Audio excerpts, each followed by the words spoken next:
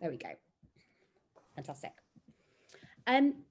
So for the 2019 general election, as I'm sure many of you were aware, it was a pretty quick election, snap general election. And we wanted to do something. So we're involved with lots of organisations across the democratic education sector.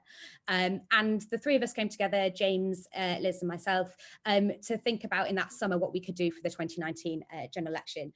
And the project that we ended up running, funded by the Joseph Rowntree Reform Trust, was a project called Educate GE. And the Educate GE project was all about how we could pool resources and bring together lots of organisations across the democratic education sector, so that we could collaborate and really share our collective resources with schools. So I'll share in a second the website, so you can still see all the work we did for Educate GE. I'll share that in a second. But the kind of key outcomes from it was that we managed to bring together 24 organisations across the democratic education sector, and we pulled together a kind of resources hub that had 115 teaching resources on it and events that schools could do, and they covered voter registration, media literacy, understanding candidates, political and electoral systems, and teacher support. And we did it pretty quickly. We got the site up within 10 days of the election being called, and it's been live ever since. And in the month before the election, over 2,000 teachers visited that site and downloaded resources, which was fantastic. And then we also did some teacher support activities around that project, and they were led by Liz from ACT, and Liz will be talking a bit more about those later, but they were around some regional CPD and webinar sessions, and also some one-to-one teacher support, as well as some written guidance that they gave. So the report that we're going to be talking about today, that James has written, it really builds on that work. And Liz and myself supported James in the field work for that report. And so I'll let James take over from here and let him introduce the academic side of the work that we did. But I'll be back in a little bit to talk a little bit more about some of the practical lessons that we learned from that project. So stop sharing and I will pass over to you, James. Brilliant. Thank you ever so much, Hattie. I'll just quickly bring my slides up.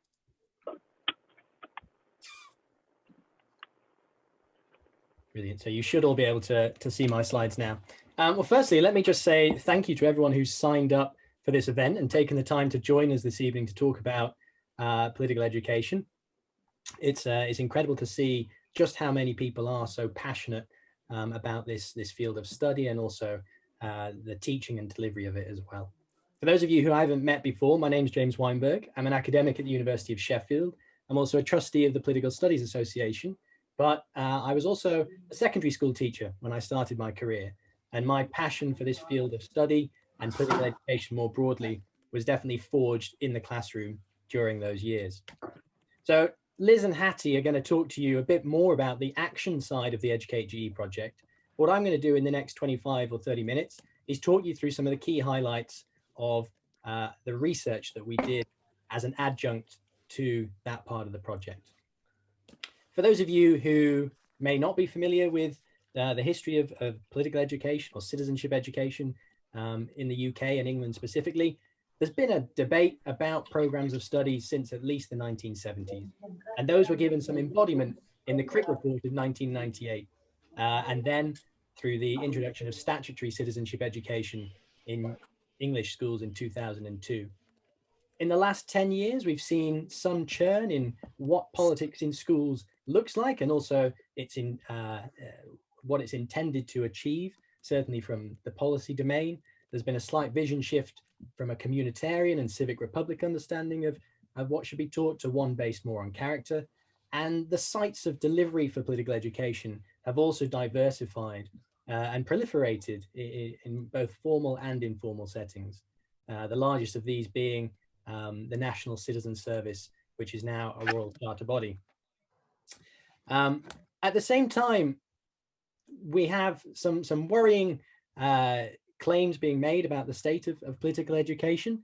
A 2018 House of Lords Select Committee engaged with over 200 stakeholders and reached the conclusion from oral and written evidence that they received that citizenship education, that is the curriculum subject that sits at the heart of, I suppose, the delivery of politics in schools in England, has declined and should be addressed as a matter of urgency. And yet at the same time, we have a bit of an evidential black hole. The citizenship education longitudinal study that studied that first cohort who went through an experience of learning citizenship education in the noughties, finished in 2010. England withdrew from the International Civic and Citizenship Study after its 2009 iteration, and the last Ofsted report on citizenship education took place in 2013. And since then, we've had very little new evidence arising about what's actually happening in schools, and additional evidence to support what we might already know in comparative context is or is not working.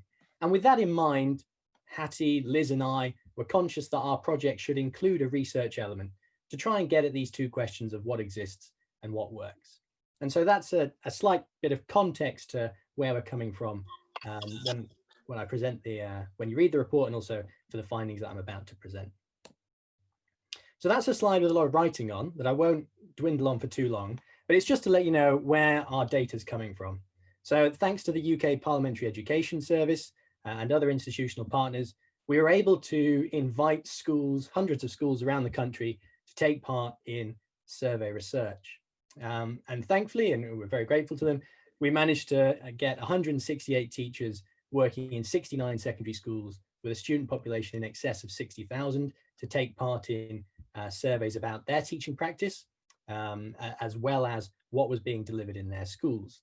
And some of those teachers also went on to administer detailed surveys to students, and we'll focus here on a sample of 399 students in 17 English maintained secondary schools when I come to present some of the findings on the student population.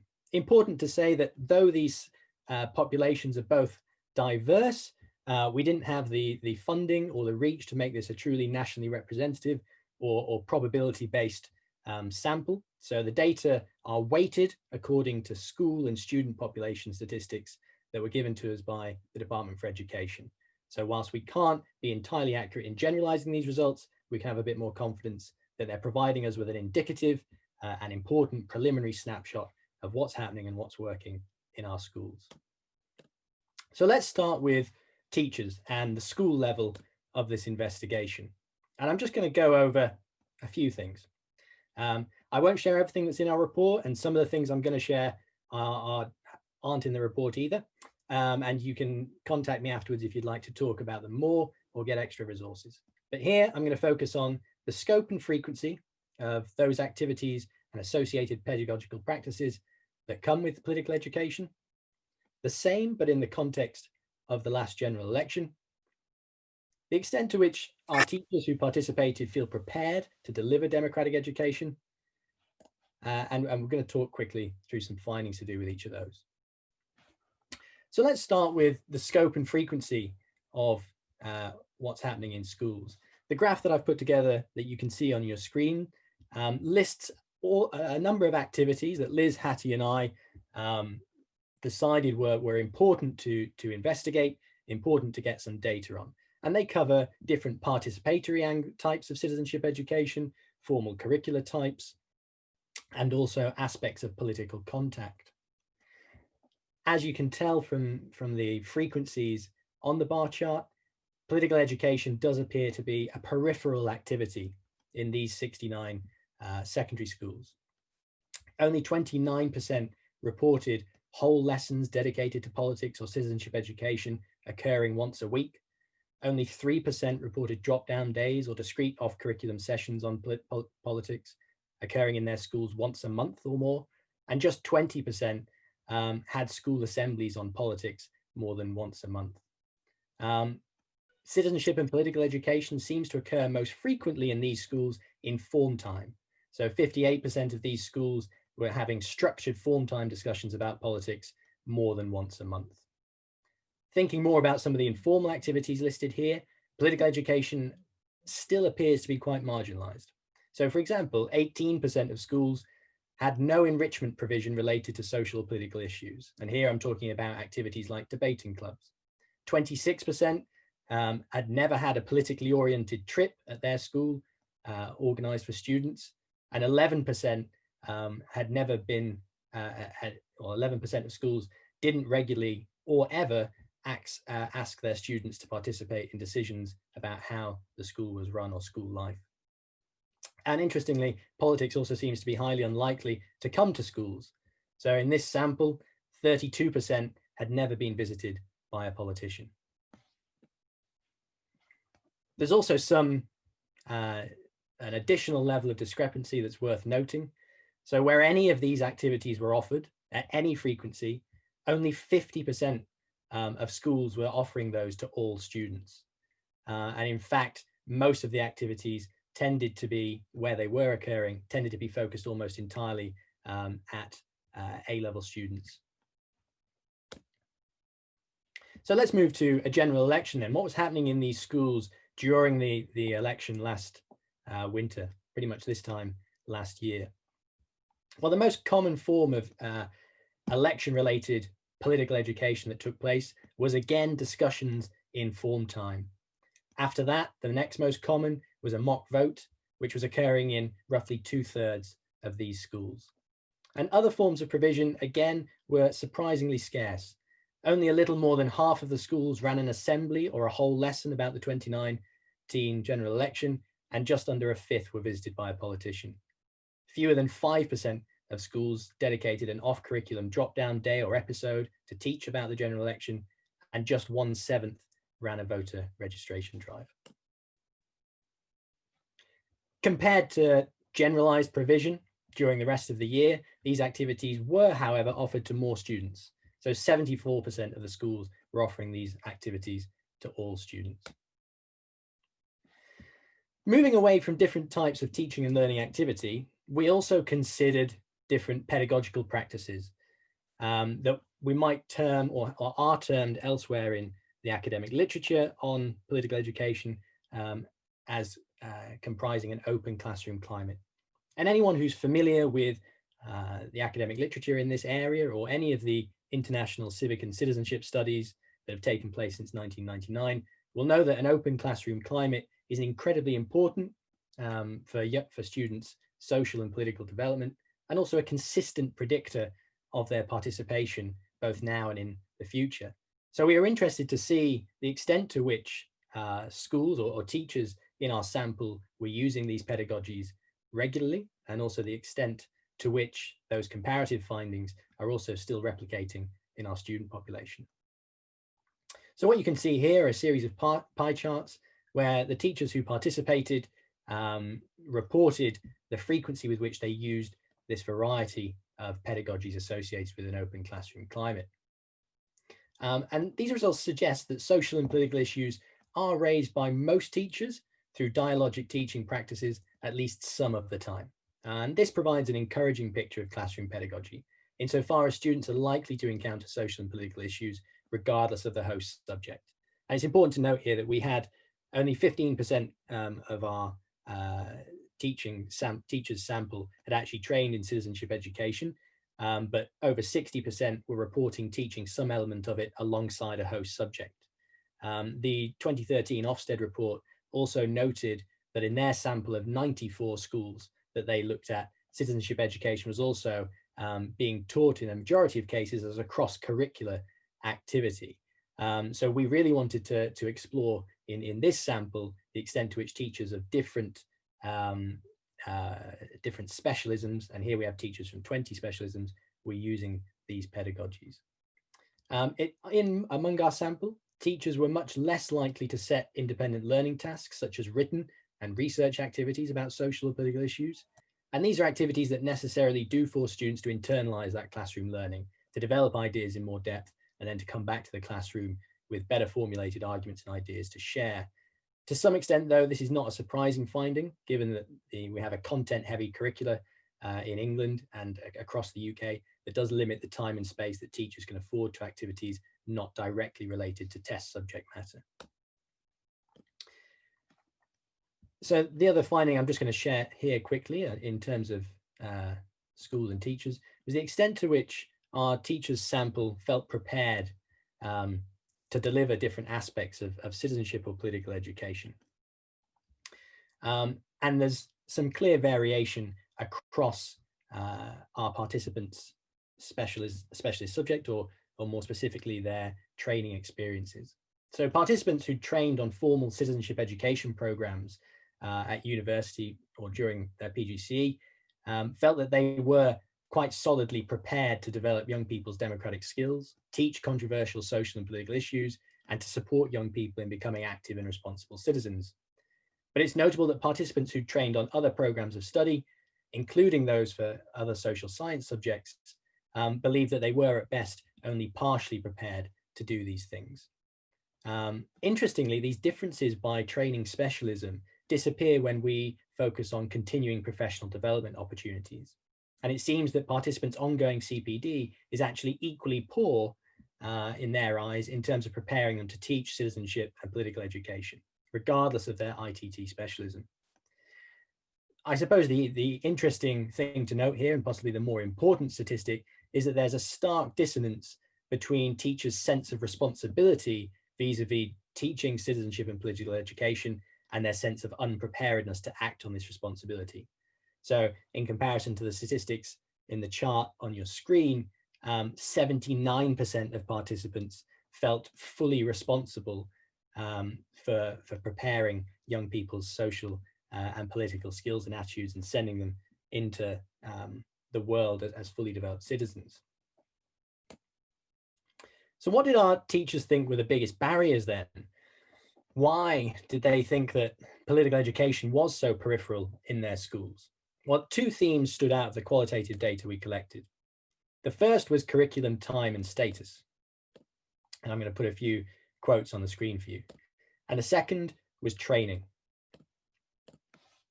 So whilst participants generally supported the idea of formal citizenship and political education, and even felt an overwhelming responsibility to teach it to young people in some mode or format, they did not feel that the current educational model in the UK allowed for this, or specifically for the majority of them, England, and for those in Wales and Scotland, their own educational models. Specifically, teachers were unable to see the requisite time or space alongside current school curricula, the myriad demands on their time, or the overall emphasis on test performance in order to teach politics in a deep and meaningful manner. And some of the most common observations in terms of training were actually quite self-aware. Lots of participants expressed concerns about their own or other teachers' lack of formal knowledge of politics, their own lack of political literacy, and they acknowledge that in order to deliver citizenship and political education to a high standard, as they almost universally wanted to do, they needed more formal support, either through better initial teacher training content or through better continuing professional development. So we're going to move then in the second half of this presentation to consider our student sample and learning outcomes. So we're going to focus on three things. One, the extent to which our students self-reported having access to learning opportunities by student characteristics. And secondly, the connections between both the frequency and quantity of those learning opportunities and the types of those learning opportunities and students' participatory outcomes. So let's start with access then. I think someone's managed to draw a red line on the screen. If that was you, please try and get rid of it. And if not, everyone else ignore it. So in terms of access, as per the data that was provided at a whole school level by teachers, our students' experience of politics in schools was rather fleeting and far between, with some activities occurring more frequently than others. So for instance, just 24% of our students reported weekly lessons in politics or citizenship, and the same proportion had never received such a lesson. Participatory activities were equally scarce. Only 18% had voted on topical issues once a fortnight or more in the last year. 20% had never voted for a student representative, and 32% had never been given the chance to participate in decision-making about their school. Political contact, again, even more marginal as a form of civic education in English maintained schools. So in this sample, 71% and 69% respectively had never interacted with a politician at school or visited a political institution on a school trip. More worrying, however, is that access to these activities seems to be shaped by individual socioeconomic status, as well as the socioeconomic climate of the school. So for example, 30% of students in schools with a high percentage of free school meals, that I'll abbreviate to FSM if you don't mind going forward, had never experienced a whole lesson on citizenship or political education, compared to just 5% in schools with low percentage FSM. 80% of students in schools with high percentage FSM had never been visited by a politician, compared to just 40% in schools with low percentage FSM. At an individual level, 40% of students with high socioeconomic status reported whole lessons to do with politics on a weekly basis or more, whereas only 30% of students with low socioeconomic status did. These differences are starkest at the intersections of these statistics.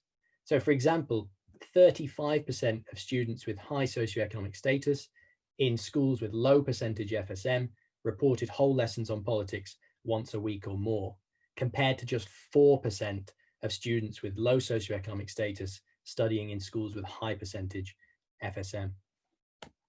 And these contrasts are even more stark when we look at students' self-reported experience of learning styles, or more specifically, those different pedagogies that we're looking at as part of Open Classroom Climate. So for instance, 60% of students with high socioeconomic status in low percentage FSM schools reported that they were often encouraged to make up their minds about social and political opportunities. But this is in quite stark contrast to just 14% of students with low socioeconomic status studying in schools with a high percentage FSM. Now, the reasons for these differences are deserving of more research and definitely more consideration. They're also not unique insofar as similar findings have been found elsewhere.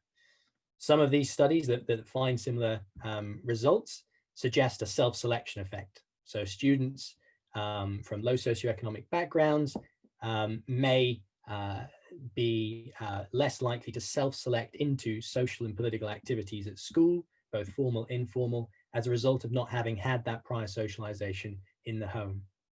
Another raft of research by the likes of Diana Hess and Beth Rubin in the United States in particular shows quite compellingly that schools serving disadvantaged communities more often than not are doing a worse job at meeting statutory requirements to deliver aspects of social and political education, and more infrequently providing those informal or non-institutionalized participatory activities that we've seen on other screens. So definitely a worrying finding that's worth more research and consideration. So let's move to some participatory outcomes then. We'll start with expressive participation. So that it encompasses acts of participation that students could be doing now. It's non-electoral, and it includes activities like participating in campaigns, boycotts, rallies, signing petitions, or simply talking to others about political views. And as you can see from the chart I've put on the screen here, our students, and again, these are weighted coefficients, are kind of universally unlikely to do very many of these activities, or they're at least unsure about it. But even within those statistics, there are some interesting differences. So white young men and women were more likely or more confident in participating in this way than young men and women of color. And within both of those samples, women were more likely, young women were more likely to self-report participating expressively than young men. But what we're interested in here is the extent to which civic education, citizenship, democratic education, whatever you want to call it, might combat some of these inequalities whilst overall lifting levels of participation. So what you can see here on your screen are three charts that compare the mean scores for students' likelihood of participating on an index of all of those expressive behaviors. And they're divided according to the cumulative quantity of civic education they'd received in the last year. So three equally populated categories here of students who'd received the least provision, just 0 to 4 activities to any frequency in the last year, moderate provision, 5 to 8 activities, and most provision, 9 to 12 activities. And you can see that there are some clear trends here. So the quantity of civic education experienced by participants appears to have a powerful socializing effect. And for young men and BAME students, increases in institutionalized, non-institutionalized participation appear to be most prominent amongst those receiving the highest levels of civic education, possibly indicative of some sort of tipping point in the cumulative amount that they receive. There's a slight acceleration effect between high and low socioeconomic status groups, but it's marginal at best, and the trends are both in a positive direction. So if we go beyond cumulative quantity and look at individual types of provision, well, actually, it was open classroom climate that had a much stronger effect than any individual teaching or learning activity when we're considering expressive participation. So at an aggregate level, there's a 73% increase in expressive participation between students who experienced none of the aforementioned pedagogic practices often in their daily learning and those who regularly experienced all 7. Moving on, let's consider voting and high intensity participation. So here you can see that students were actually self-reported being quite likely to vote when they get the chance to do so, especially those who are aged 15 or older. But students all seem to be equally unlikely, regardless of age or sex, to join a political party or to anticipate joining a political party or to anticipate standing themselves for election when they're older. So again, how do these stats play out when we consider citizenship education, political education? Well, using our scale of cumulative quantity, we can see some positive effects again, although these effects are slightly more nuanced. So for instance, the effects of cumulative civic education on students' likelihood to vote is stronger for students with high socioeconomic status than low. Again, this might be to do with differentials in access to provision. And that's something that we still need to tease out in the data. But overall, the trends are, again, in a positive direction, indicating that the more civic education that students receive, the more likely they are to anticipate voting when they reach the age of attainment. And in terms of individual types of provision, students who'd received whole lessons once a week or more were on average 27% more likely to anticipate voting than participants who never received such lessons. And interestingly, this effect increases to 39% amongst 17 to 18-year-olds, which suggests that the effects of citizenship and political education may be cumulative. So put simply, students at the start of their secondary education have had the least amount of time to benefit from formal curricular provision, whilst also being furthest from that age of attainment. Students' voting intentions were also positively associated, regardless of age, with whether or not they'd experienced a mock vote in school prior to the 2019 general election. So on average, future voting intent increased by 25% for those students who had participated in a mock vote. And both those activities are combined to show the intersectional effects in the graph on your screen at the moment. However, beyond these different types of teaching and learning, again, open classroom climate had a powerful effect. So where students regularly experienced all 7 of the pedagogic practices I've outlined, they were also 40% more likely to report positive voting intent, suggesting once again that the quality of day-to-day teaching in all lessons where teachers and teaching draws on social and political issues can have as much or more impact on students' political outcomes as the quantity or style of explicit political activities. And finally, let's consider some more high-intensity participatory acts.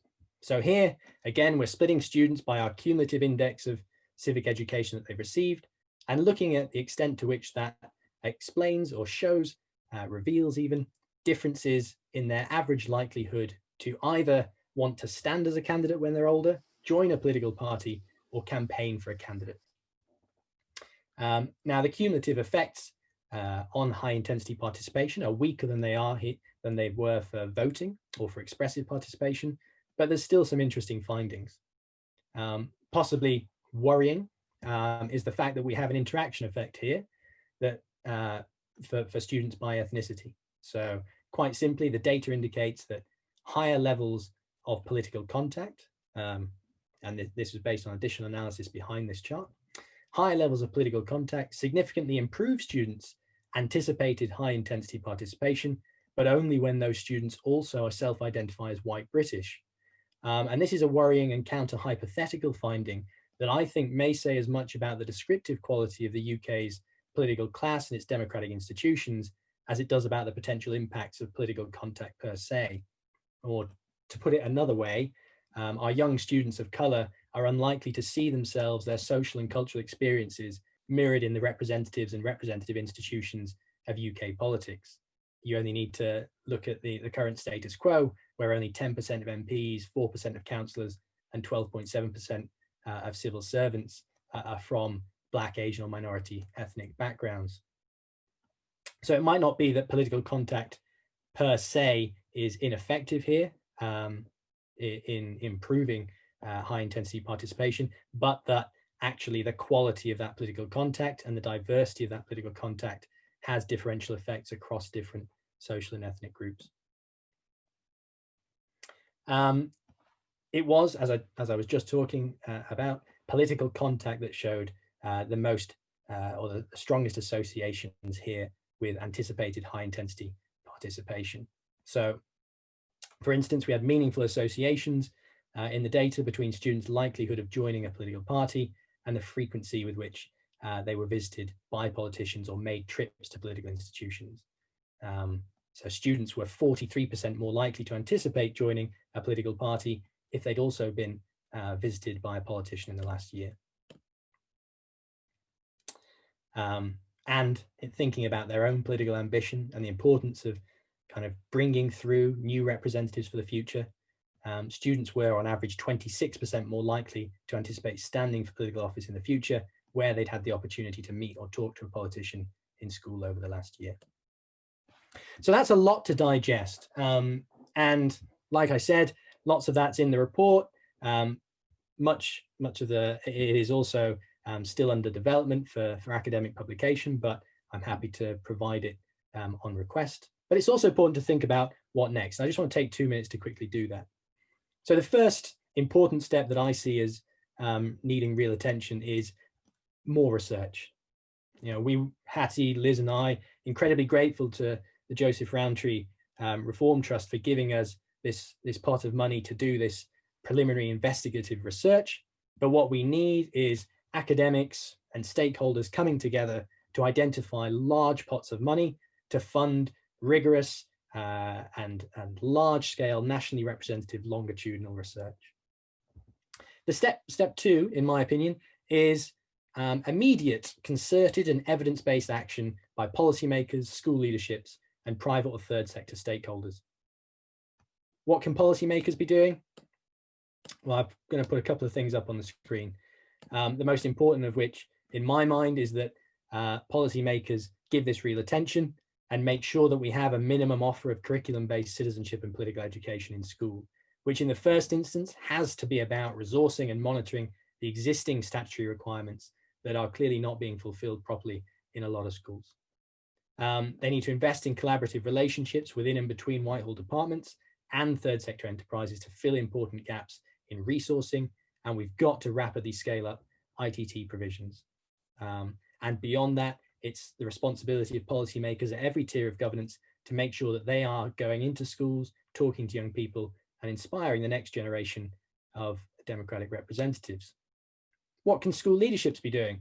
Well, based on the data we have at a school level and from teachers, school leadership should be trying wherever possible to protect regular and discrete curriculum time for citizenship and political education across all age groups. Where they can, seek out good and high quality continued professional development opportunities for their staff. And if not already in place, try to institutionalize activities like regular elections for a school council or educational trips to political institutions. And finally, what can private and third sector stakeholders be doing right now? Well, I would recommend that they focus on creating resources or providing continuing professional development for teachers that can be used within formal curriculum provision, that is citizenship education. They speak that those resources also speak to different curriculum specialisms and not just explicit citizenship education. And that C, they also utilize a range of pedagogies we would associate with open classroom climate. Private and third sector stakeholders can also act as brokers between politicians and policymakers and schools. And the most important thing they can be doing is to facilitate that regular and effective political contact for students. So I'm going to leave it there. And I think I've only run over by a couple of minutes, which is a miracle. Pass on to Liz and hopefully hear some of your own thoughts and answer some of your questions in the last part of this event. Thank you very much for listening. Fantastic. Thank you very much, James. You're actually not passing on to Liz, you're actually passing on to me because we changed the order. It's a trick. Yeah, thank you so much for that. It was absolutely fantastic. I think we learned so much from doing the research and on the section on what the third sector organisations can do. I think there's a lot that we're keen to pick up and make sure that we're doing as we move forward. So I'm just going to talk to you now for 5 or 10 minutes about a bit more of a kind of practical point, I guess, which is about the network that we were able to bring together around the Educate GE programme, and some of the what we found was some of the outcomes of bringing together a lot of relatively small organisations to collaborate on that resources platform. So I'm just going to share my slides. If I can find them. There we go. There we go. There we go. So that's just a couple of images of the platform. And this is just for anyone that was interested and hasn't looked on the website. This was the list of partners that we pulled together around the Educate GE programme. So we were really pleased with how many people were up for being involved. And I think it was really great indication from us that there is loads of opportunity for some quite serious collaboration across the democratic education sector. So the thing that I want to talk about a little bit is we, as the conveners of the resources platform, we had this opportunity, if you like, to have a kind of bird's eye view of what was going on across the sector, which was quite a rare opportunity in a way to kind of look at what everybody was providing. And as a result of that, we've done a quick mapping of where the resources that we were provided for the website, so the 115 pieces of provision, roughly where they sat within these 4 different areas of provision. So we split up what we talk about here for the Educate G project. We talk about, to add an additional term, we sometimes talk about election education. So what is the specific support that we need to give to schools so that they are able to support their students to engage very specifically in elections? So we sometimes make a little differentiation between election education and democratic education. Lots of terms, you need to define them. I think they're used quite interchangeably. So 4 different areas that we identified as being really important. So one was voter registration and specific support to help with voter registration. The next was political literacy. So that's kind of broad understanding of the political system. Teacher support, so resources specifically designed to help teachers to engage and not just in the form of resources for their students, but as James was mentioning, some of that kind of training and CPD going directly to teachers. And then the final one, which is only really exists for elections, is election understanding. And by that we mean the tools you need to engage in a specific election and in elections more broadly. So there we're talking about some of the great resources that people like Democracy Club and My Society create around polling station finders, or understanding who your candidates are, or manifesto summaries that Simple Politics created. And as we started to do this mapping, I know some of the organisations might say, "Hey, but we do both of these things, or we do them." Very happy to have conversations about this. This is just for our kind of internal purposes. I think one of the interesting things to think about here of the different organisations that are listed is that no organisation really straddles more than 2 of those different areas. And actually, we found that across the sector, we're quite good at covering off and doing quite different things. And so that was something that we just wanted to draw out as being particularly interesting, because it hopefully paves the way for more collaboration when there's kind of an understanding that it would be very difficult for a single organisation to try to cover off all 4 of these areas that we think are important resources to be giving to schools during elections. I'm just now going to share a couple of examples of where having that ecosystem of organisations working together really helped the outcomes for both students and for teachers, but also for the organisations that were able to work together during the general election. So one thing that I definitely talk about quite a lot is understanding students' democratic journey. So what's going on with an individual student from the moment they start primary school all the way through to when they leave school in sixth form. And one thing that we're able to do through collaboration is potentially be able to map that more effectively. And because some organizations will only work with certain in certain areas of the country, or they'll only work with certain age groups. And so it does collaboration, and especially resources collaboration, give us an opportunity to really map that democratic journey and understand how we're passing information from students to teachers. And the other thing that's really important about resources collaboration is really thinking about the experience of the teacher. So from a teacher's perspective, especially if you are not a subject specialist, as James mentioned, you are not necessarily going to have the skills to really understand which of the resources that are out there are going to be best suited for your students, or what certain resources are going to lead to which outcomes, or what might be the most appropriate thing for you. So is there something that we as a sector can do to kind of sort and organize ourselves a little bit better, so that we're able to offer a kind of something a little bit more coherent for teachers, and then hopefully lead to better outcomes for them and for their students? Then a couple of I'm just going to finish by sharing these 4 examples of places very specifically in that collaboration in the 2019 general election, where working together as a community really helped us to develop new resources. So one of those is that when we talk to each other a little bit more, we can get our resources to feed into what each other are doing. So an example of this is that First News created this year this fantastic aggregator for parallel election results. So as schools delivered mock or parallel elections, we can discuss the terminology between mock and parallel. What First News created was a place where schools could go and they could put what results their school got into their aggregator, and then they could compare what happened with other schools across the country. So that was a really nice example of a resource that the mock election packs and the parallel election packs that other organisations created were extended and improved by this aggregator that was created by First News. And that was a really nice example of the relationship of those 2 resources working really well together, and us being able to present those 2 things together on the site, which was really positive.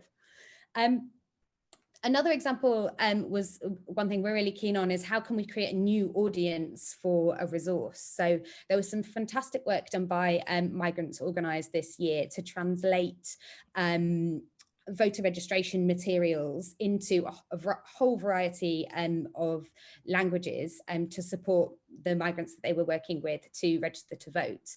And we were able to, through the EducateU platform, also kind of give those resources an additional audience, in that some of our teachers then started using those resources specifically in communities where they knew that there were high levels of people with particular first languages that weren't English. So that it just created another opportunity for migrants organised to kind of have an impact, which was really positive.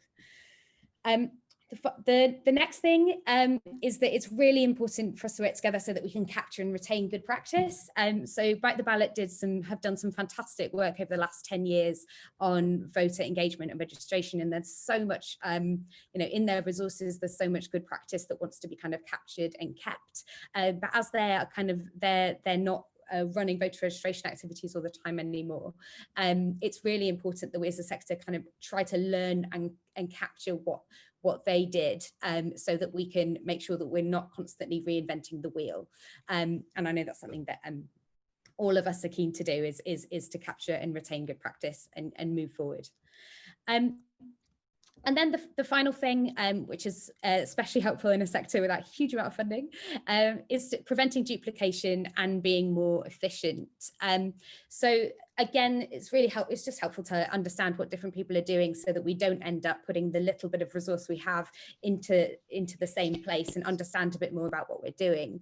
But also in terms of efficiency, so one of the really nice examples that we were able to put together from this election was that we knew that we were going to need, and we knew from talking to teachers as the election went on, that teachers really wanted access to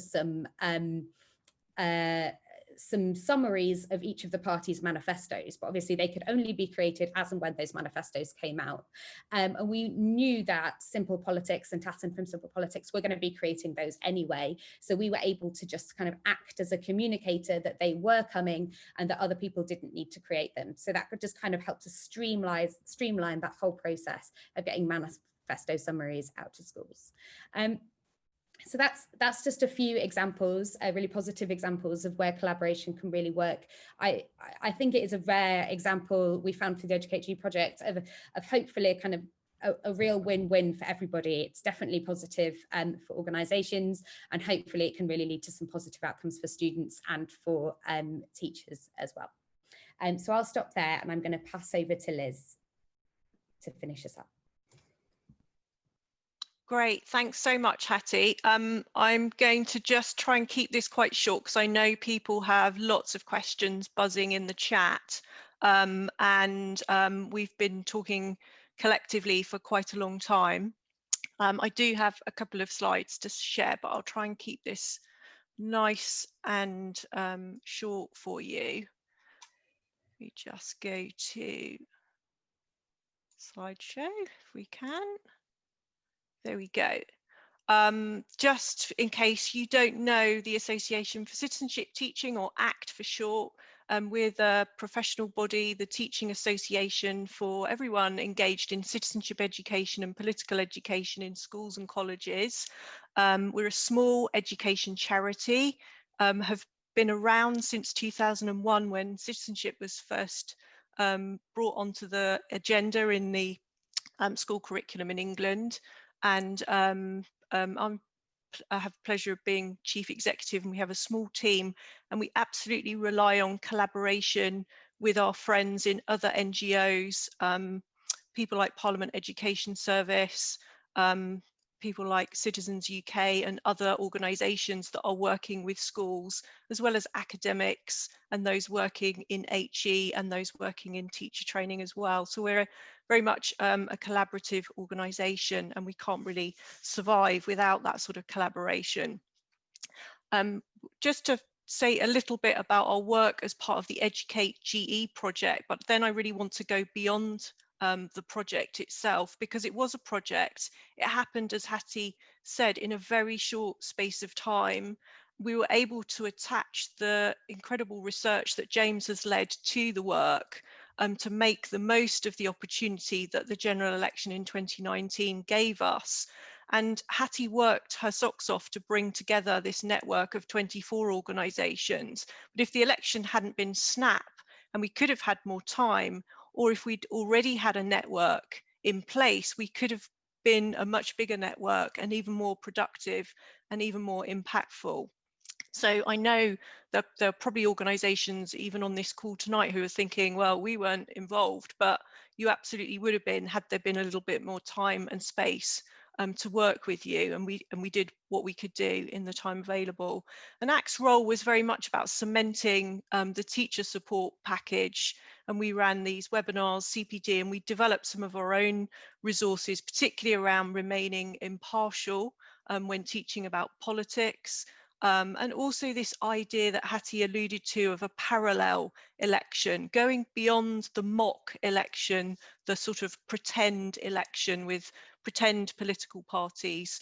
Much as that has a purpose in education, we felt during a general election in particular, but actually most of the time, it makes sense to give pupils a real experience of a genuine election process from start to finish, from voter registration through to standing as a candidate and researching manifestos and policies, through to the actual vote and the vote count, and then comparing the results in your school parallel election with constituencies around your school to see how well you represent or you align with what's going on in politics around you. So a general election is absolutely a key moment for political education, for citizenship education, but actually teaching about elections and voting and democracy and politics is fundamental to a broad and balanced curriculum and a broad and balanced education. And it needs to happen all of the time. But we do have a problem, don't we? Because teaching about politics, elections and voting is required by our national curriculum for citizenship, but the national curriculum is not required in every school. And that means there's been a bit of malaise, I think, building around the idea of political education, democracy education and citizenship that we absolutely have to tackle if we're going to create a healthy, sustainable, inclusive democracy.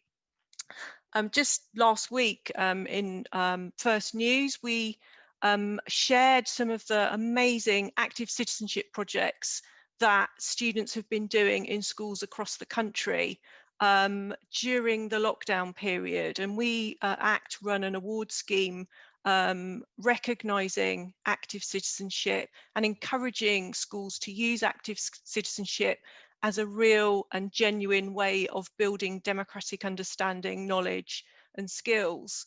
And it was wonderful to see that. And I think it helps seeing things like that and celebrating the work that schools and young people are doing is important as we build more momentum around the idea of supporting citizenship and political education. And there are many different reasons why citizenship and political education should be a fundamental within our school curriculum, not least that you know, children have an entitlement to it, and we would like to get back to a position where that entitlement is genuine for every child in every school.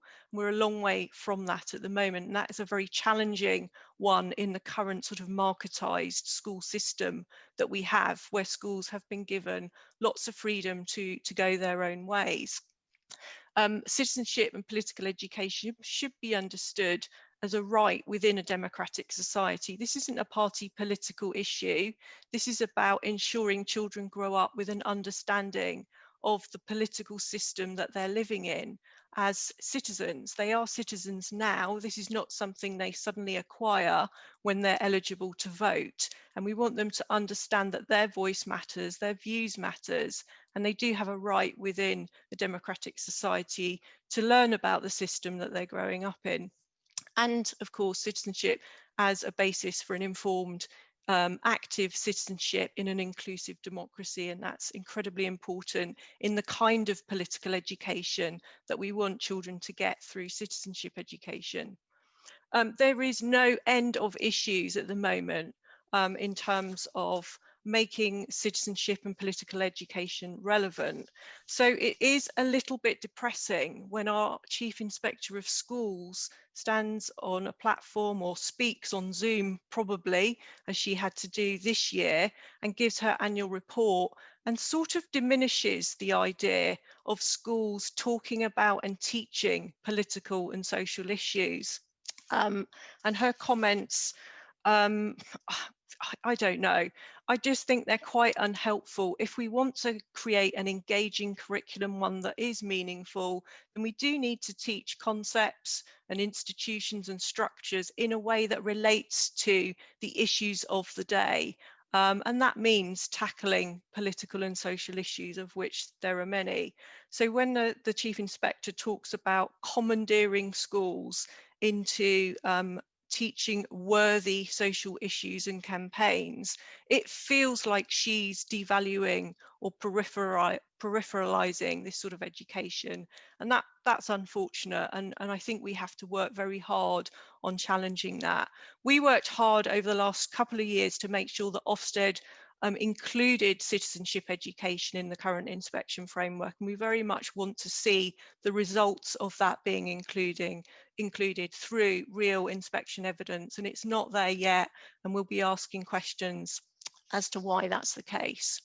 So the reality is James captured in his research, and it's always very reassuring, isn't it, when research does bear out what you think is going on, because there hasn't been enough research into citizenship in recent years. There's been a real dearth of it for probably about 10 years, and we absolutely have to do something about it. And we know what the challenges are around the status of citizenship and political education, around curriculum narrowing, which the COVID pandemic in some schools has made worse. We know there are genuine issues around teacher capacity, not least because citizenship teachers are often teaching other subjects alongside citizenship, and they have limited time and they have to support a lot of non-specialists in teaching this area. The policy environment, as James referred to, hasn't been completely favourable to things around political and democratic education. And we need greater commitment from our education system leaders and those in real positions of power, whether that's multi-academy chain schools or within the political arena. And we also desperately need to work together on creating greater public awareness and understanding of why political education is important, why citizenship is important, and what it looks like and what it really means. Because we do find that when people understand it, when parents understand what it is, more often than not, they think it's a really good idea.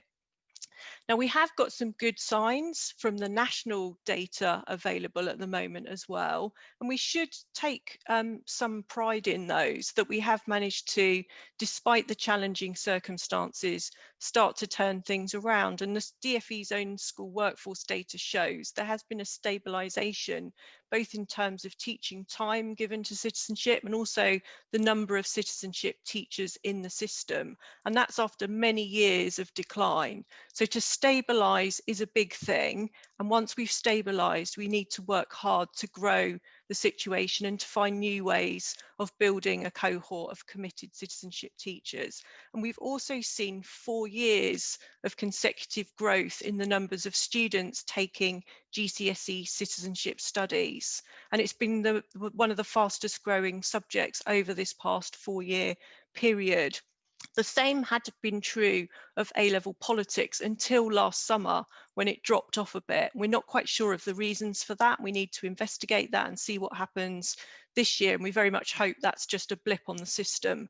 But it's important that those qualifications do attract good numbers of candidates and are well supported. And that's an area of work that ACT is committed to, particularly in this uncertain COVID time when examinations are a real challenge for schools and teachers. So finally, just a sort of galvanizing call, really, a little bit, as my colleagues Hattie and James have already said, we really want to work with people. We want to work with as many people as want to be involved in this project to put political education, citizenship education back at the heart of what schools and colleges do. And that's going to take some work to bring together, but we have time before another general election to build public and political support for these ideas, to address some of the gaps in curriculum provision, to work with funders to help us do that, to work to get an increased pool of teachers with subject knowledge and expertise, both from the existing teaching cohort and from those newly qualified and coming into teacher education and training to be teachers. We need to work hard to build political and public support for political education and citizenship and democracy education. And we want to work collaboratively together with all of you. So I hope that you will join us and you will work with us in the future. And we very much look forward to the opportunity of working with you.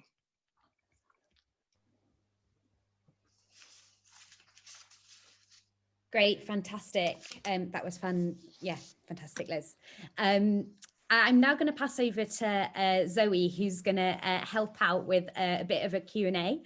So I think Zoe is going to pick some of the questions out of the chat, and that hopefully James, myself and Liz will be able to answer or have a stab at.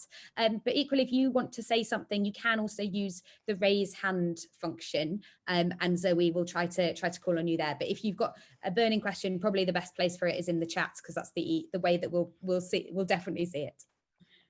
Thank you, Hattie, and thank you to all of our speakers who've been fascinating. I'm sure you'll all agree it's been very interesting. And you guys have certainly been keeping me busy and scribbling down questions as I go rather than streaming up and down in the chat. So I'm going to try and group some things together if I can. And there has been a few questions around where in the curriculum and the fact that not all schools are following the national curriculum because they're academies. So where this fits in and how schools can kind of be controlled, I guess, to complete this kind of study. So perhaps Liz, as the Subject Association for Citizenship, you can explain how we can actually ensure or try to ensure that schools follow citizenship and political education sits on the agenda. So at the end of the day, academies are free from the rules that the state maintained schools have to follow around teaching the national curriculum. But the vast majority of academies do claim to teach the national curriculum. And the new Ofsted inspection framework, when it was introduced about a year ago, did base the broad and balanced curriculum on the national curriculum. So although, you know, strictly speaking, academies don't have to follow the national curriculum, you have to have a very good reason for why you wouldn't. And I suppose we, as a collective community, need to do a number of things to try to help those schools that have maybe been reluctant or dropped away from the idea of including citizenship and political education, to encourage them to put it back into the curriculum. And I think that comes back to demonstrating the sort of moral imperative, the rights-based arguments and the other arguments for why this is an important entitlement for every child. It's about showing that there is a community of support and practice to help schools where they don't have in-house expertise to develop this area. And it's around encouraging schools to see this as part of their essential and fundamental role in providing a broad and balanced education that prepares young people as citizens today. So I think we have to work on this in a number of ways, and certainly the work that we've been doing at ACT with the Oak National Academy, which is the kind of online virtual school that was created during the COVID pandemic, has been really important in putting citizenship on the map for some children who probably are not getting any citizenship or political education in the school. And in the first few weeks of the autumn term, we saw 25,000 citizenship lessons completed through that platform, the Oak National Academy. So by working strategically with partners and people involved in things like those big national projects, we are able to reach more people, and we are able to remind them of their moral responsibilities, if you like, but also of their democratic responsibilities to educate children in this way. Thank you. Along those lines, I think as well, Surinder, I think you were asking about teaching competencies for the delivery of citizenship education. Would you like to sort of comment on that? I know you said you weren't a teacher, so would you like to clarify what you were looking for within that answer?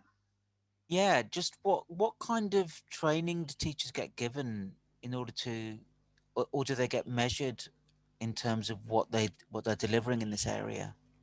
I mean, I have absolutely no idea. Yeah, so you can train as a specialist citizenship teacher, and you can do that in a number of ways. You can apply to a university that offers PGCE citizenship as a teacher training course. You can build your teacher expertise. If you're already a teacher but you want to teach citizenship, you can build up citizenship education experience and expertise by working with organisations such as ourselves or Hattie or others in this space.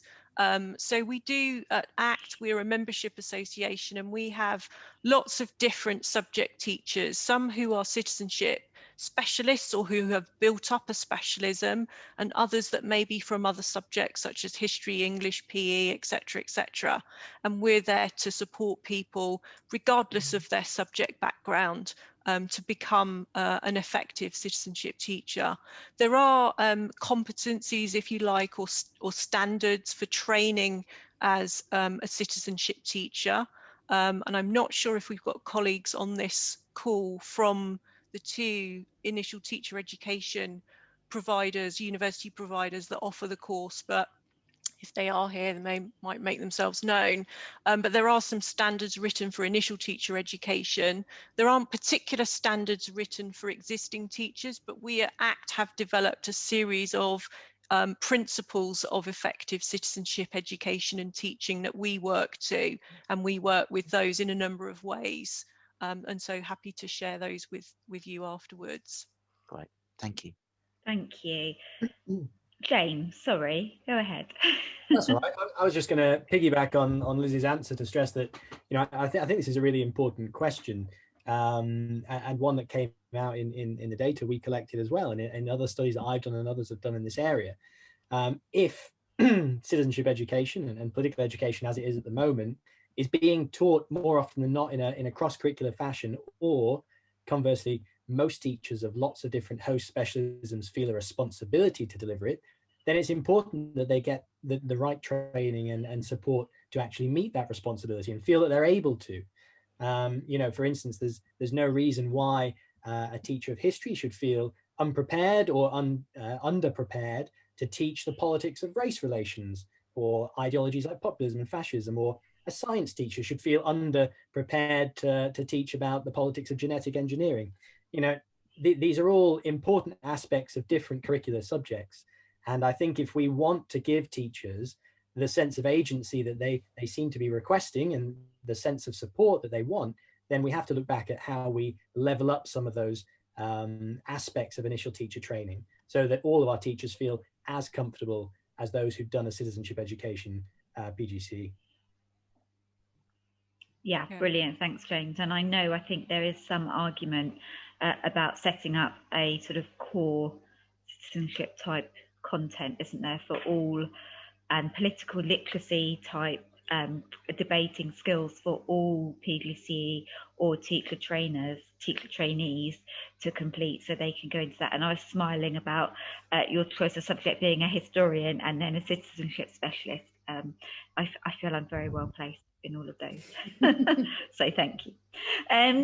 Moving on, and there's a kind of theme coming out of some of the questions. So I'm going to pose this to all three of you, and it is a very topical stroke controversial issue currently. Some of us are involved in gathering evidence around this.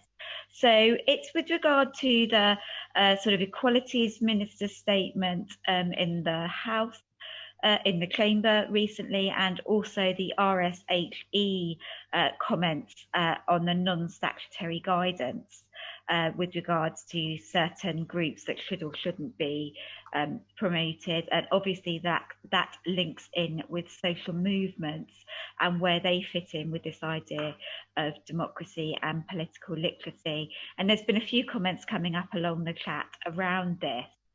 So just wondering where the panel feels, or how the panel feels in terms of political literacy and critical race theory and these things, where we should fit in with that.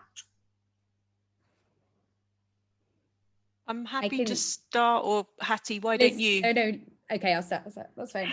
I think one thing, just in response to some of the stuff from the chat, is, you know, is this work and is this conversation too election focused? We were specifically talking about the work that we were doing around Educate GE, which is obviously very elections focused. So I think, yeah, just for clarification, we do think that social movements and teaching about politics in a broader sense than just teaching about Westminster politics is really important. I think it's really difficult. I think it's really worrying. And I know we've had lots of discussions as a sector about how to respond to it, because I think one thing that we see a lot of is that, because for a lot of our teachers, so we work with a lot of non-subject specialists to deliver our digital surgeries work. So we work with a lot of teachers in schools who aren't necessarily trained citizenship teachers, but are fitting politics in where they can in their schools so that they can make it work, which is great. But I think sometimes it can be a really, really fine line for schools and for individual teachers about whether or not they do deliver political education, because it doesn't have that firm place in the curriculum. So I think those comments have been particularly unhelpful and could have quite a detrimental effect. But one thing to mention, so we do, with a slightly different hat on, we support the select committees team at Parliament to support young people to get involved in giving evidence to select committees. And we're currently supporting schools across the UK to give evidence on the place of diversity in the school curriculum at the moment, which is as a responses from the committees, the Petitions Committee and the Equalities Committee, and the responses from those young people will form directly questions that will put directly to ministers on how diversity is taught and is kind of imagined in schools in a kind of broader sense. So that's really, really positive, and I'm really glad that work is moving forward. So sometimes you're getting mixed messages out of the same government, but I do think that's another place where potentially as a sector we need to work together and speak with one voice, because it can be really problematic, definitely. But, thank you.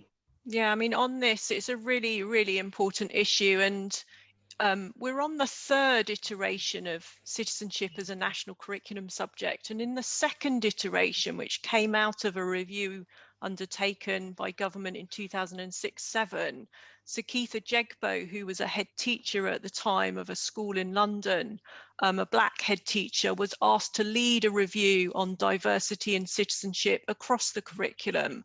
And his findings and work led to some profound changes in our national curriculum, which did, I think, go some way to addressing this issue of diversity in the curriculum.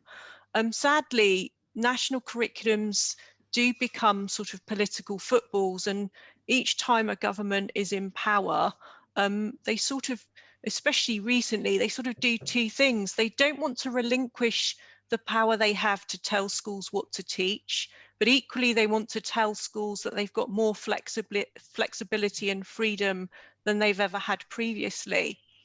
So it's quite a conundrum here, and certainly during the most recent national curriculum review, which took place between 2012 and 2014, a lot of the work, which included in citizenship introducing a whole strand on identities, communities and diversity, specifically to address issues of race equality, discrimination, the equalities work, which ultimately became, or ultimately is taught under the Equality Act 2010 now. Some of that language was just simply removed.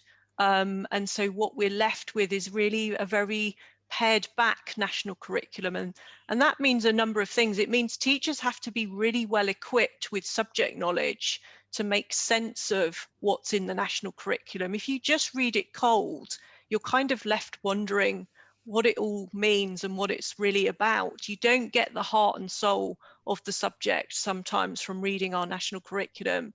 And so teachers need support in this. And also this requires quite specialist pedagogies and approaches to handling sensitive and controversial issues. And we have to remember there's huge diversity in our schools. You know, in some schools, issues of race and racism are very apparent because they're a lived part of the children's experience. And in other schools, it feels like a distant notion because they may be a more monocultural school in a completely different part of the country and don't have those sort of direct experiences to draw on. And teachers have to find ways of including learning about this in their citizenship work in appropriate ways. And it's a really fundamental part of the subject and one that we are working hard on addressing. And we actually are running a CPD course at the moment. It's been a 3-part course. Zoe, who's moderating this chat, is involved in leading that course, and our third part takes place this week. So if anybody just happens to be interested and free on Thursday and wants to jump on that third part, please do come and join us. We'd love to see you. Thank you. Yeah. So a question for Hattie now, and it's about collaboration. Do you have any tips, really, from people who are looking to collaborate with other organisations to strengthen their work? And that question came from Sky.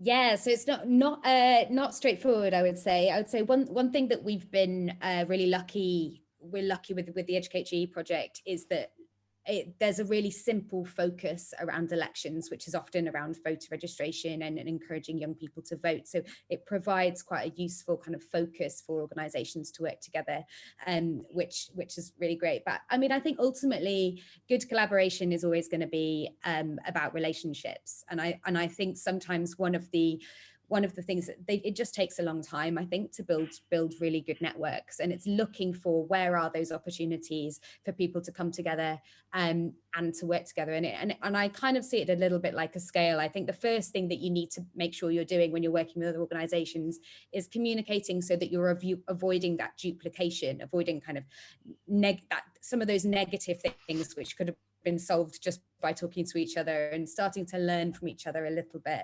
But I think you do need time. I think you have to build up relationships with those organizations to get to that point where you're doing kind of serious collaboration, where you kind of, there has to be a bit of trust involved. So I think it's about not going maybe too far too fast. And I think, we've all been working together, James, Liz and myself, through Plug, the political literacy oversight group, for a few years now. And I think that's, once we've done that for a few years, we're then in a position where we could collaborate and all work together.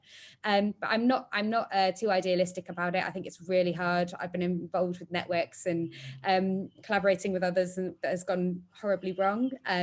But I think it is worth doing. And I do think, especially when we took a step back and we really looked at what we managed to achieve with the Educate GE programme in terms of the collective good we were able to achieve and how we were greater than the sum of our parts. I think that was really impressive, and so gives me the kind of energy to keep wanting to collaborate and work with others. Thank you. And James, a couple more questions around your work. One from Maureen, and she's asking with regard to the idea of whether a discrete curricular treatment of political education can limit political efficiency. Is it possible or preferable perhaps to, like you were mentioning earlier, teach it across subjects? Would that have a better impact, do you think? Well, I think my answer to that question to Maureen is that it's definitely not an either or. I think the most powerful the message that we can send to policymakers and school leaderships is that whole curricular lessons have a strong impact. In this research we did, it was whole curricular lessons that had the most positive association with voting intent, for example.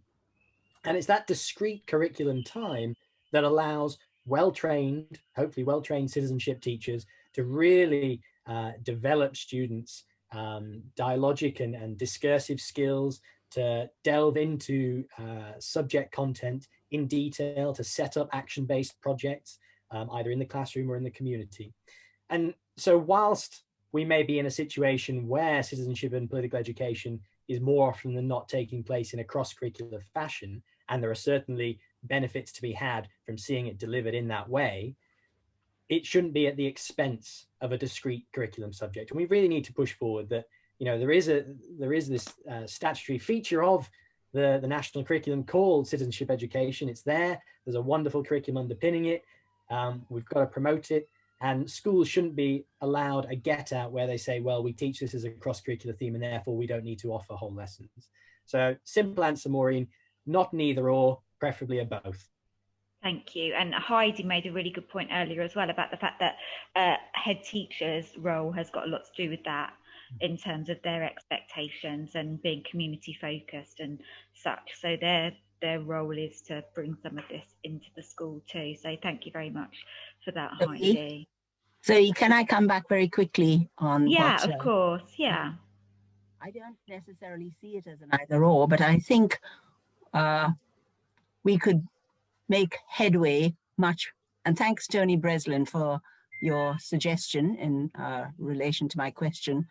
I think, like Tony says, you need a core, but you could even just have one specialist person organizing this cross-disciplinary work with NGOs. NGOs have got the political literacy, they've got all this expertise, knowledge, and they know the channels, the political channels, and it's far more motivating for students to work with a group and a passion that's related to their subject, their discipline, their discipleship, their expertise, and not to have to learn in theoretical terms about the structures of parliament and the number of members at the European. You know, that's all theory and it's boring. How much more exciting if you're passionate about forestry or bird life or whatever, to get in with a group that cares about the things you care about, that knows more than you in that field, and that has all the political channels worked out for you. Absolutely, Maureen. And great citizenship teachers are doing exactly what you've just described. It's just sad that there's not one in every single school, and we're a long way from that. And if we could get a citizenship teacher in every single school, they would be working with NGOs, both locally, nationally, and some of the international ones, which provide fantastic resources. So we know there's a whole community of NGOs out there with expertise and support for this area that can be a real resource and should be treasured, I think, and used well by schools, because they absolutely enhance the quality of what's going on. And the beauty is they not only give you political literacy, they give you economic literacy and other skills. And, you know, we're wasting time fighting a lone battle when we could be on a bigger playing field, achieving much more in many disciplines. We're definitely on the big playing field. We want to be. Sorry, Hattie? I was just going to chip in there about something that we have to be incredibly careful about, is making sure that we're non-partisan and that schools see us as being non-partisan. It's the thing that comes up most when we talk to teachers, is a worry about not being fair to all sides of the political spectrum. And I do think that is something very specific to political education. And it's something really quite worrying we saw in 2019, was that we saw some teachers who normally taught politics as their subject saying that they didn't want to support their students to engage in the election because it was such a contentious, kind of horrible election, that they didn't want any kind of blowback or pushback from on them. They didn't want to be involved in that fire. And so I think that I completely agree with what you're saying, Maureen, and I think there's so much more that we can do, but I also understand sometimes the safe place, if you like, that some of that theoretical stuff can be for teachers, and it can sometimes be in line with how other subjects are taught sometimes. So we need teachers to have the skills to be able to teach politics in a really interesting way, because it's not something you can do without support and training. Thank you. It's to a great degree, it's a matter of how we define politics. If we have narrow, stingy definitions, we will end up with dividing people. If we understand politics as how you use your power, God-given, man-made, whatever, and in whatever field, then we can recruit large numbers. And I think the political literacy and the politics that certainly the panel are talking about is absolutely the latter rather than the former of your discussion there. Thank you very much. One comment that came through that I would just like to pick up on, I know we're getting very close to time, but there was a question with regards to, and it was from Andy, about does political literacy include dealing with disinformation and fake news? And does research show any association between exposure to citizenship lessons and susceptibility to disinformation? I'm going to look at Liz there, and I know Mateo's on the call as well, and we did some work on this during lockdown. So off you go. Just super quick, because I'm sure James wants to come in as well on a couple of things. But yeah, political literacy, media literacy, economic literacy, legal literacy. These are all ideas that need to come together in good quality citizenship education and teaching. You can't teach citizenship without teaching media literacy, or information literacy is another term that lots of people like to use, because citizens have to make sense of the information around them, and particularly when it comes to points like general elections or other kinds of elections that they're involved in, because they have to be able to critically evaluate sources and look for information that's reliable and verifiable and trustworthy. And so we need to incorporate those sorts of skills and knowledge into our citizenship education. And we have done some work with Matteo and other colleagues, supported strangely enough by the US Embassy, whose key objective is to uphold democracy and counter misinformation, disinformation, malinformation.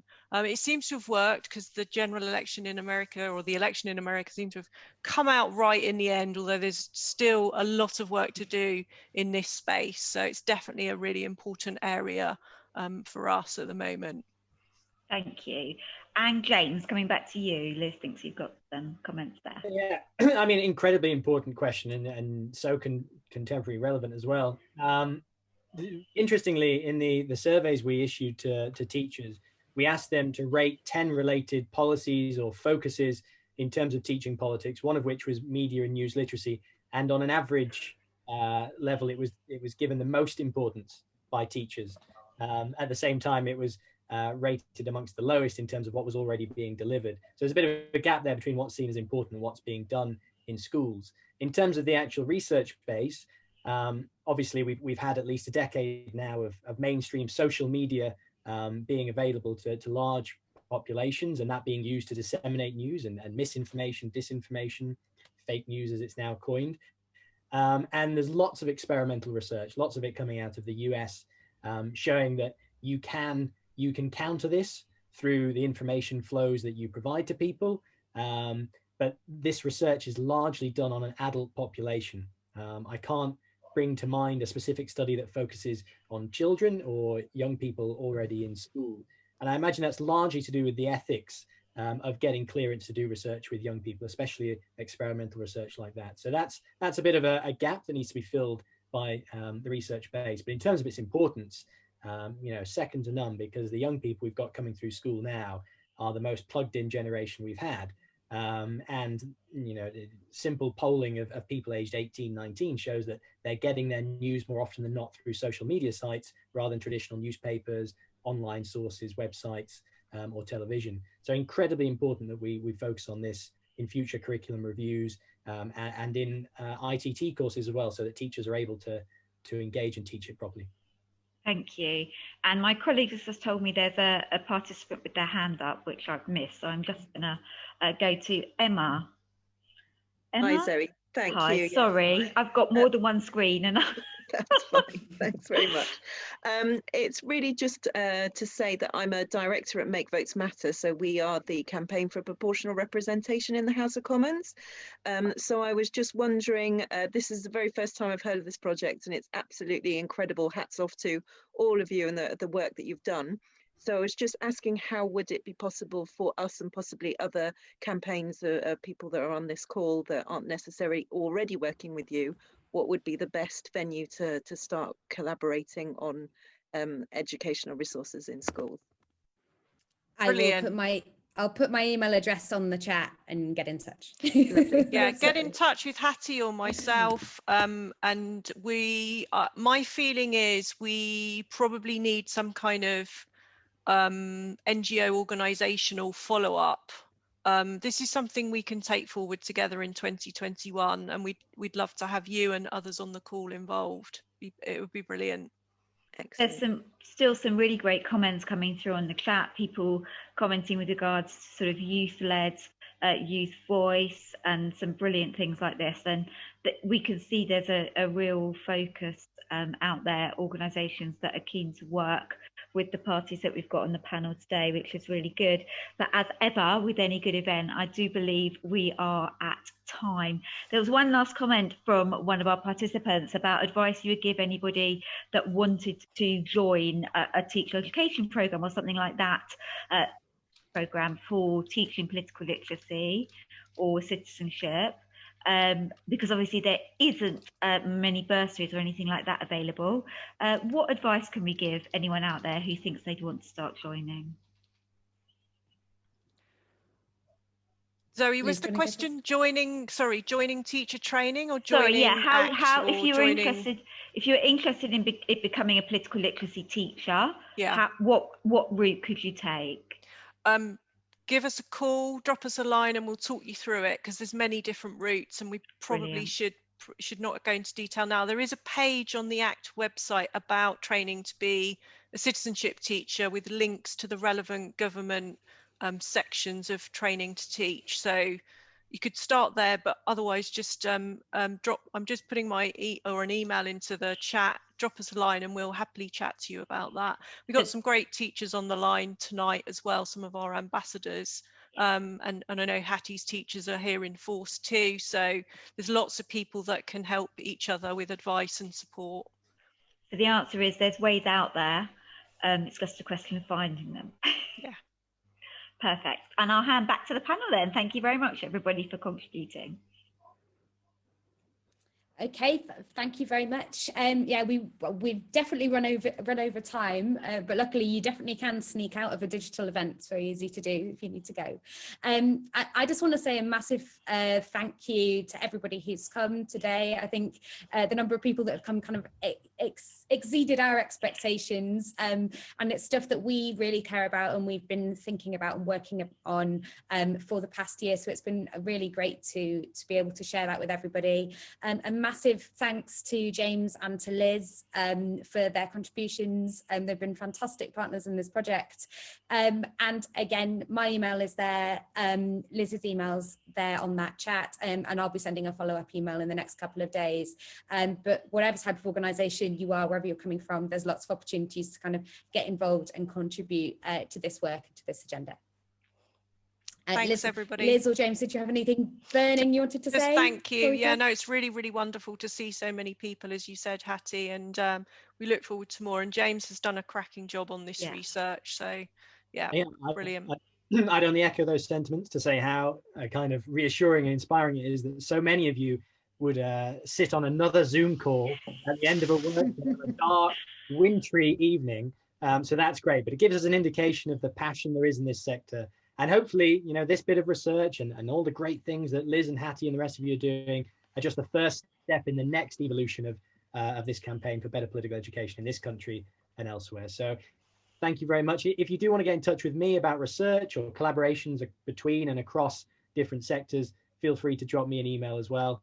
I'll pop it on the chat before I sign off.